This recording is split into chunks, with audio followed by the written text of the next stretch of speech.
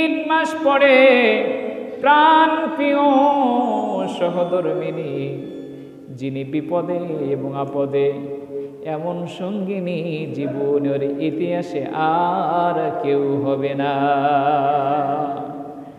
আমার আর আপনার স্ত্রী যতই কোন রাসূলুল্লাহ সাল্লাল্লাহু আলাইহি ওয়াসাল্লামের জিন্দেগীর সর্বশ্রেষ্ঠ স্ত্রী খাদিজাতুল কুবরা রাদিয়াল্লাহু তাআলা আনহার মতো এমন দরদি স্বামী প্রিয় স্ত্রী পৃথিবীর জীবনে কেউ হবে না।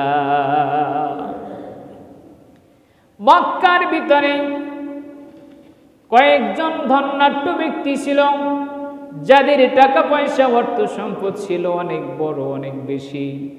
অথচ খাদিজাতুল কুবরা রাদিয়াল্লাহু তাআলা আনহা রাসূলুল্লাহ সাল্লাল্লাহু আলাইহি ওয়াসাল্লামকে বিয়ে করলেন।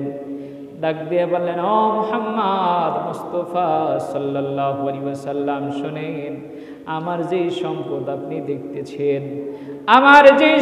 আপনি দেখতেছেন, আমি আল্লাহ এবং আপনার সন্তুষ্টির জন্য সমস্ত মক্কা নগরীর মানুষকে সাক্ষী রেখে বললাম, আমার সমস্ত সম্পত্তিগুলো আমি আপনার নামে দান করে দিলাম। খাদিজার জিন্দেগিতে খাদিজা কত বড় সম্মানিত ব্যক্তি ছিলেন। রাসূলুল্লাহ সাল্লাল্লাহু আলাইহি ওয়াসাল্লাম বলছেন, 4 জন মহিলাদেরকে আল্লাহ তাআলা 5 জন মহিলাদেরকে আল্লাহ তাআলা সম্মানিত করেছেন। তার ভিতরে খাদিজাতুল কুবরা রাদিয়াল্লাহু তাআলা আনহাকে আল্লাহ তাআলা সম্মানিত করেছেন। কেমন সম্মানিত করেছেন? তার এত সুন্দর ব্যবহারে আল্লাহ তাআলা এতই সন্তুষ্ট হয়েছেন। বলা হয়েছে, একদিন রাসূল সাল্লাল্লাহু আলাইহি ওয়াসাল্লাম বসা, সরাসরি জিবরাইল আমিন আসিয়াছেন।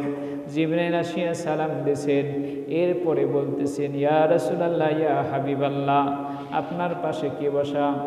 খাদিজাতুল কুবরা। রাসূলুল্লাহ সাল্লাল্লাহু আলাইহি ওয়াসাল্লামকে জিবরাইল বলতেছেন, ও রাসূলুল্লাহ সাল্লাল্লাহু আলাইহি ওয়াসাল্লাম, স্বয়ং আল্লাহ রাব্বুল আলামিন আপনার খাদিজাকে সালাম জানাইছে।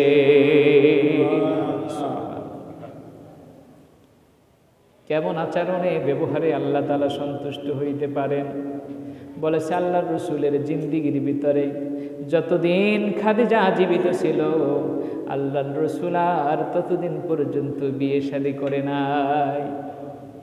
আল্লাহর রাসূল সাল্লাল্লাহু আলাইহি ওয়াসাল্লাম খাদিজাকে কত ভালোবেসেছেন। জীবনের শেষ সময় পর্যন্ত খাদিজার কথা তিনি স্মরণ করেছেন। একদিন হযরত মা আয়েশা সিদ্দিকা রাদিয়াল্লাহু তাআলা আনহা ডাক দিয়ে বললেন, ইয়া রাসূলুল্লাহ, ইয়া হাবিবাল্লাহ, একটা বুড়ো মহিলার জন্য আপনি এত পাগল হইলেন, এত পাগল, তার কথা আপনি সব সময় বললেন। আল্লাহর রাসূল সাল্লাল্লাহু আলাইহি ওয়াসাল্লাম মা আয়েশা সিদ্দিকা রাদিয়াল্লাহু তাআলা আনহাকে ধমক দিয়ে বললেন, আয়েশা চুপ থাকো, এই রকমের কথা আর কখনো বলবে না। আয়েশা, তুমি হলে আমার সুখের দিনের স্ত্রী,